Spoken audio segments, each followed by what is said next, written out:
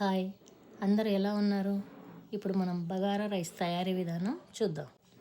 ముందుగా ఒక బౌల్ తీసుకొని అందులో 2 గ్లాస్ రైస్ తీసుకొని శుభ్రంగా కడిగి పక్కన పెట్టుకోవాలి. మరొక కడాయి తీసుకొని అందులో ఆయిల్, కొద్దిగా నెయ్యి వేసి బాగా హీట్ అవ్వనివ్వాలి. ఆయిల్ బాగా వేడైన తర్వాత అందులో బిర్యానీ ఆకు, చెక్క, లవంగాలు, యాలకులు, వెల్లుల్లి రెబ్బలు వేయాలి. అవన్నీ బాగా వేగిన తర్వాత ముందుగా కట్ చేసుకున్న ఆనియన్స్, అల్లం వెల్లుల్లి పేస్టు, మిర్చి, టొమాటో ముక్కలు వేయాలి.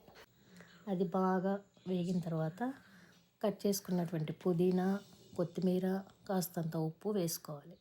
తర్వాత బిర్యానీ మసాలా వేసుకొని కొంచెం వేగనివ్వాలి. తర్వాత ముందుగా కడిగి పెట్టుకున్నటువంటి 2 కప్స్ రైస్కు 4 కప్స్ వాటర్ వేసుకోవాలి.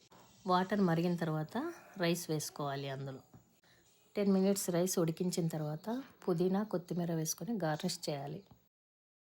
2-3 మినిట్స్ ఉడికించిన తర్వాత వేడి వేడి బగారా రైస్ను చికెన్తో కానీ రైతాతో కానీ తిన్నామంటే సూపర్గా ఉంటుంది. ఈ రెసిపీ కానీ నచ్చినట్లయితే please subscribe for daily content.